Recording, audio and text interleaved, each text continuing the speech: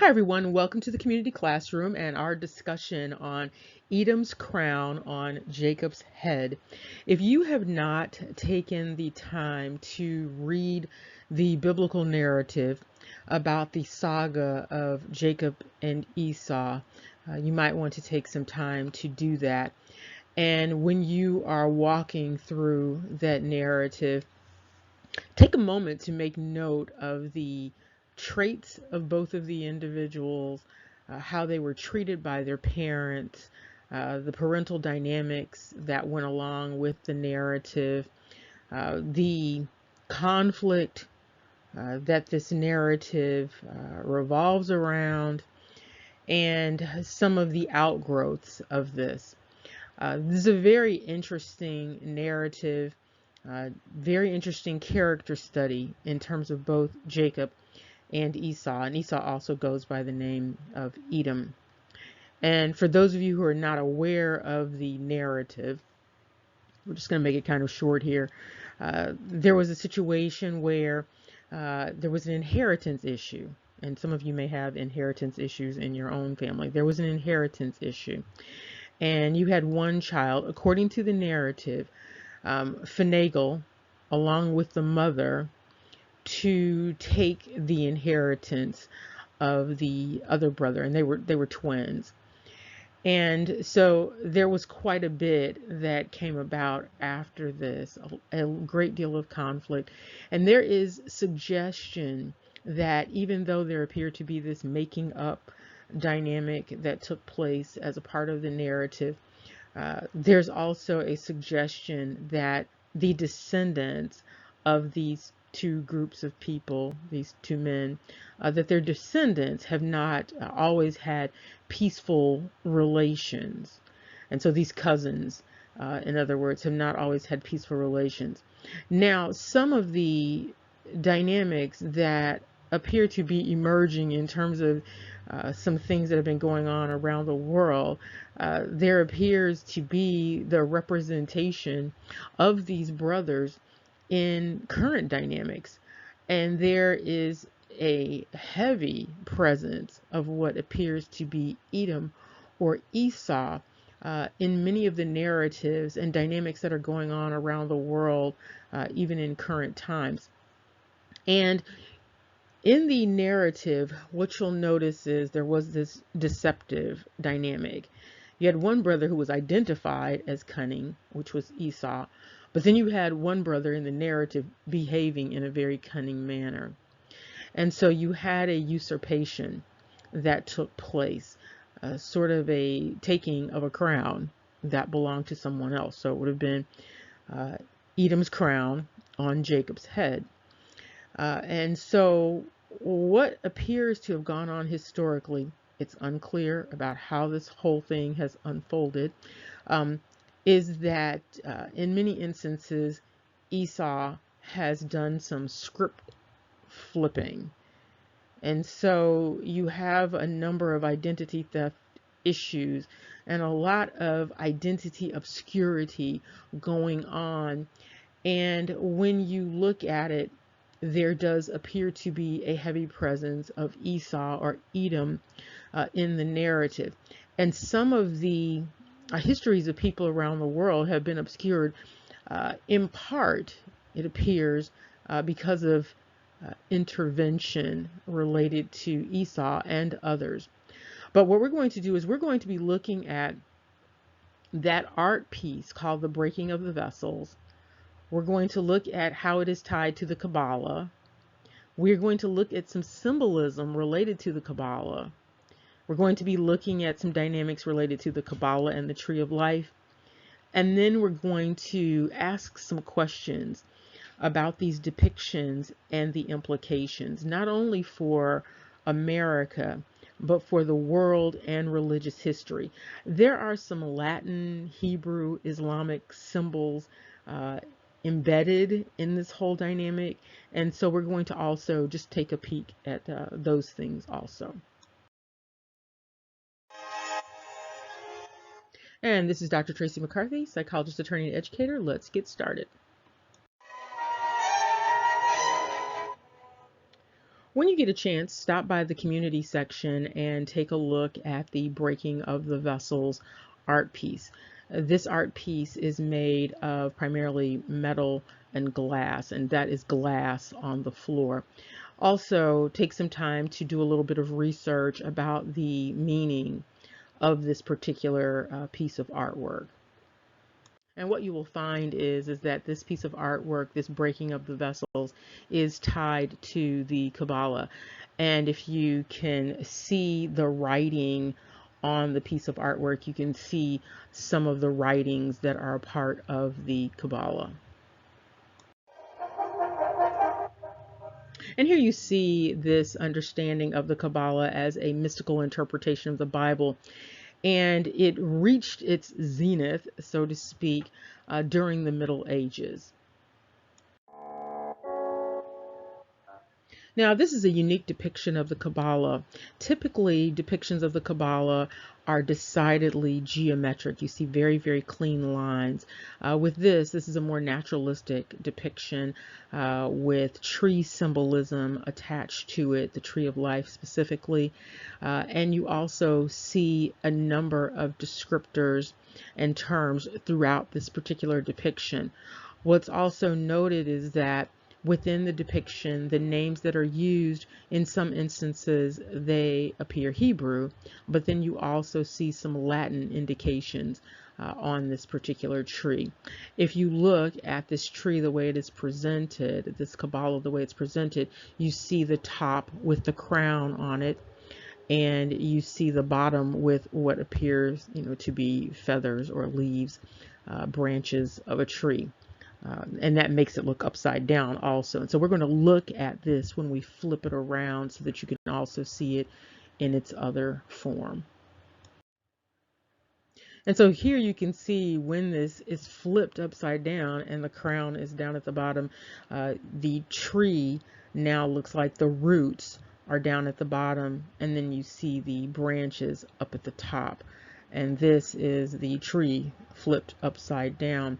And so that means that the crown is also upside down. And when a crown is upside down, it is symbolizing something about change.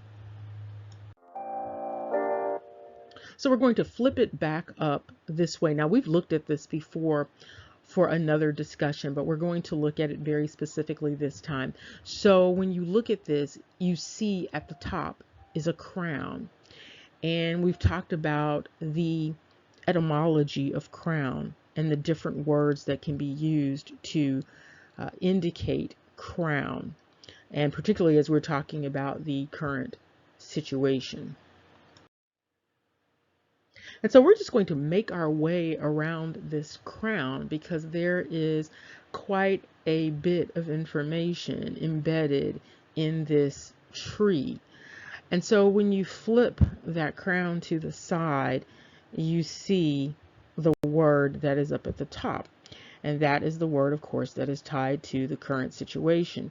Now, when we were looking at history, European history, there was an indication that this was the name of the god of this particular religious group.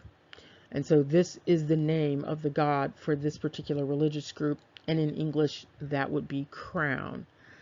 And so if you look on the other side, you're going to see something else. So let's look at that. So when we spin this crown around and turn it right side up again, you see the word down at the bottom. There's a line under it. And this is Latin for father. And so you have the equivalent of father, you have the equivalent of crown in there. You also have something that relates to tree also.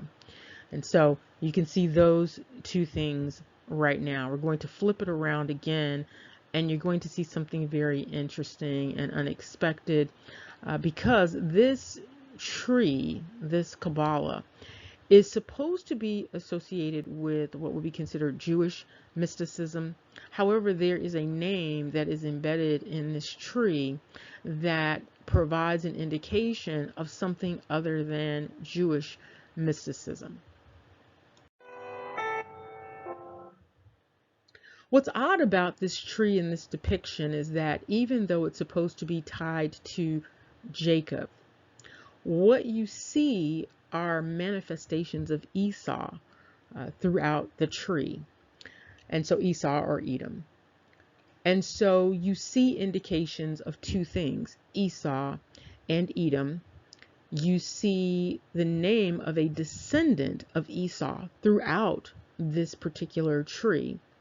And then you see the manifestation of the word red, which is also emblematic of Esau. So that's that Edom. And so we're just going to look at that. And then that brings up the question, why is there this representation of Esau, Edom, on this particular piece that is supposed to be associated with Jacob? And so on the other side, when you look at the crown and you flip it, on the other side you see S-E-P-H-I. And S-E-P-H-I is a descendant of Esau. That is not a descendant of Jacob. And so at the head of this depiction, you see father, you see crown, and then you see the name of Esau's descendant. And if you look closely, you can see a number of names on this depiction. But what you can also see are those branches going off to the left and the right. And repeatedly, you see these emanations, and you see Sephiroth or Sephiroth or Seph or Sephi. You see this repeatedly throughout this depiction that is supposed to be related to Jacob. But you see this heavy presence of Esau in this particular tree. And this is so you can get a closer look at the branches and you can see the name up close there. Now, some people might not have recognized this immediately because when you look at the King James Version, this is not what you see. And so we had to go back a little bit in time to see that this was a descendant of Esau. And here you see it again on the other side.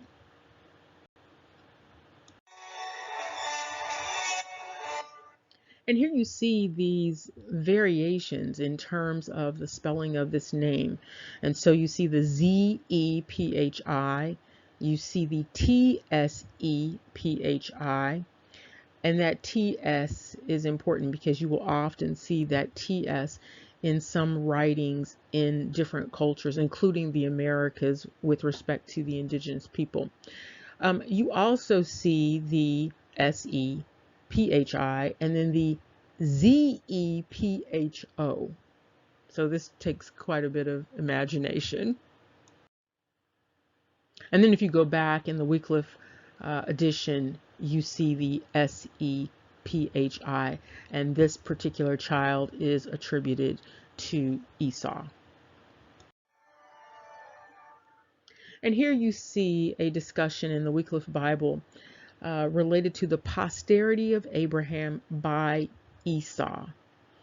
And so then it spells out the sons of Esau. And so you see the names, and towards the middle, towards the bottom, you see the S-E-P-H-I name. You also see another name. If you look up and to the right, you see L-O-T-H-A-N. And this is a surname.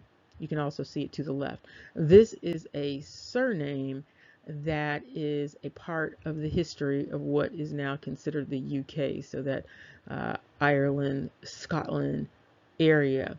This is a surname for that particular area. And you will often find variations of surnames that are related to Esau in that area, along with, and we've talked about this before, some ethnic groups in other parts of the world, the different islands, and even, of course, in the Americas. So there are a number of what would be considered American Indian groups that are having Hebrew names, but more specifically, names that are associated with Esau. And we've talked about these names before. Now, some people are happy about that, some people are not so happy about that. But that is the case. And so you do see this history of this name related to Esau throughout a number of cultures, and again, including in the Americas. But back to this tree and this Kabbalah.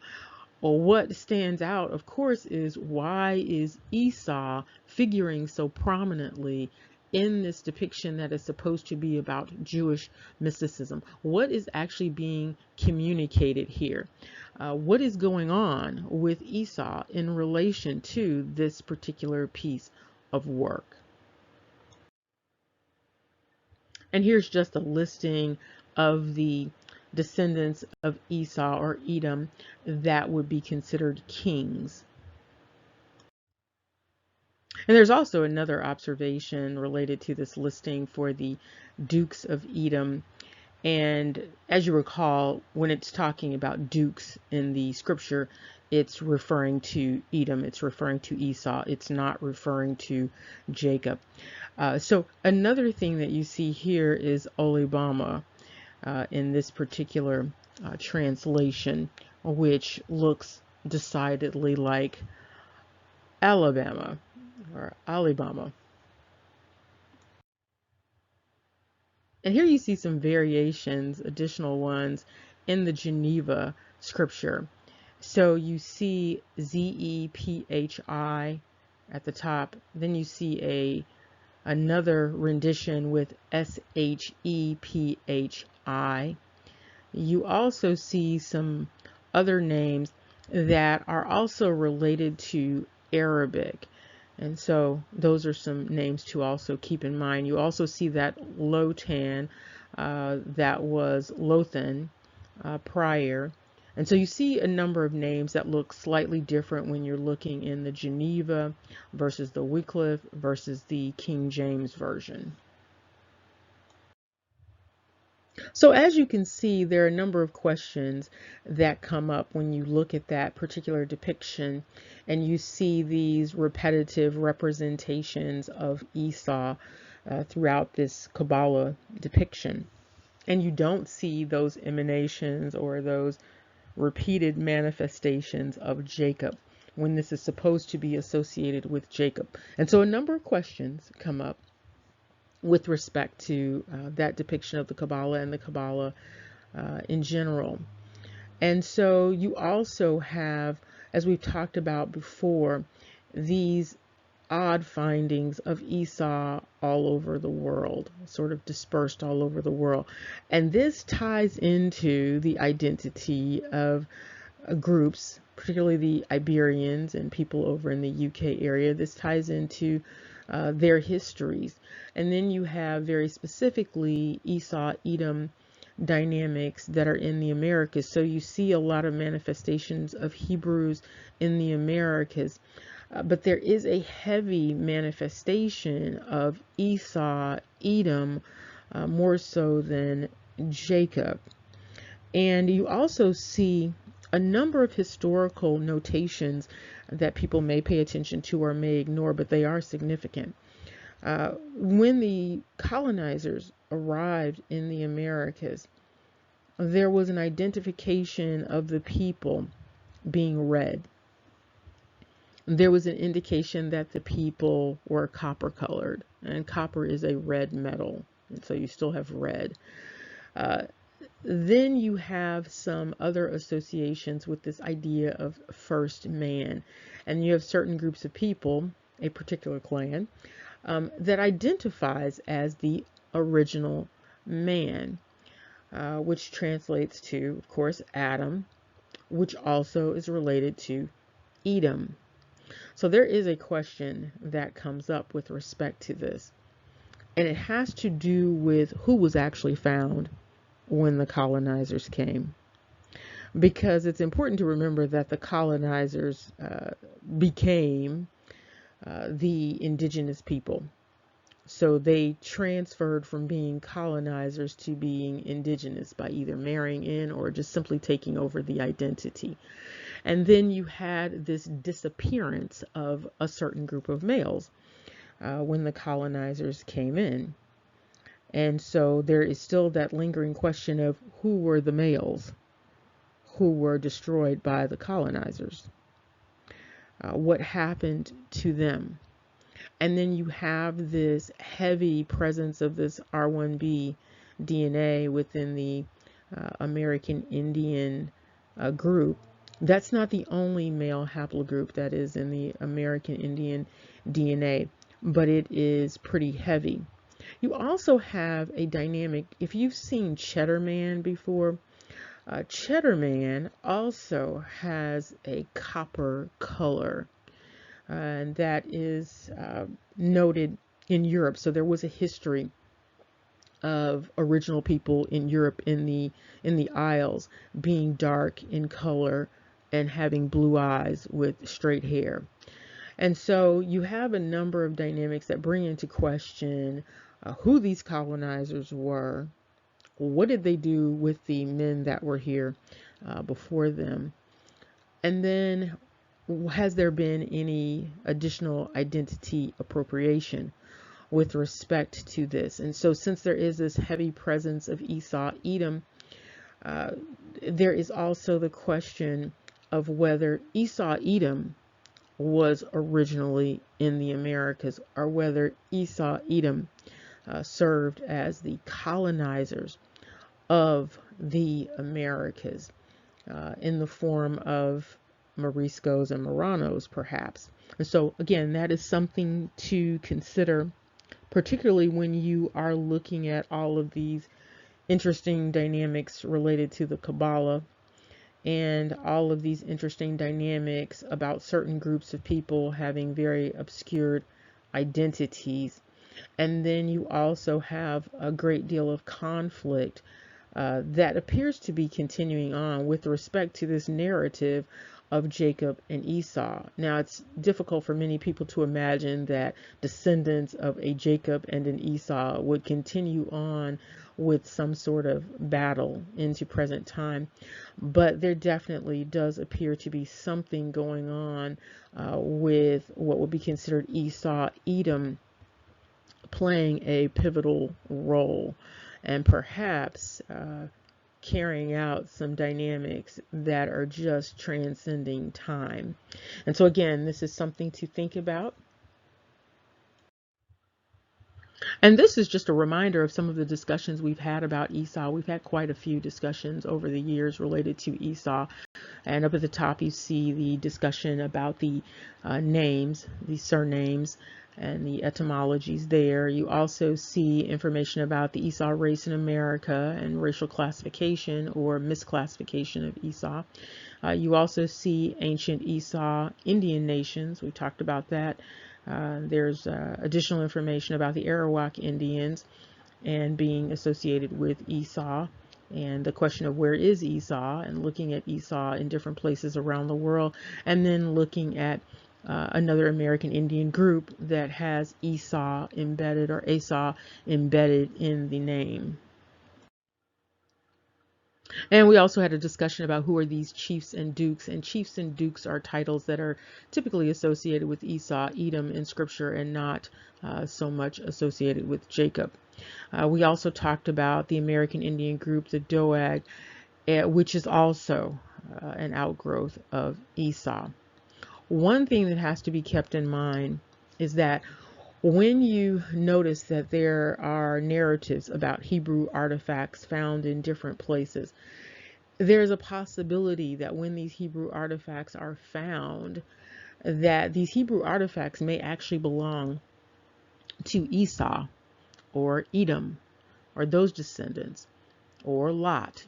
So you may have a number of individuals that these artifacts can be attributed to. And so every time an artifact is found and it's a Hebrew artifact, it doesn't necessarily mean that it is directly attributed to Jacob's presence.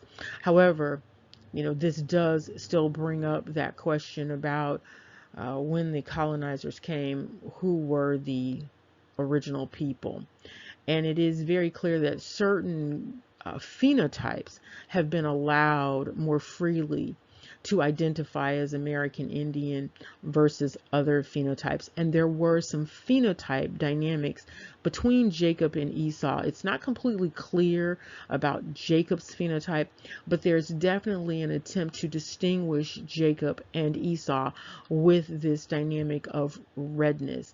And there was also a dynamic related to Jacob pretending to be Esau and putting on a type of hair that would be considered more like lank hair, so straighter hair. And so there are a number of dynamics that appear to tie Esau to the Isles and also Esau perhaps to the American Indians. And a question is that has popped up is, were the men who were destroyed, were those men Jacob? There's also a dynamic of referring to the enslaved brown women in the Americas as Dinah. Dinah is the name of Jacob's daughter. And so this is noteworthy.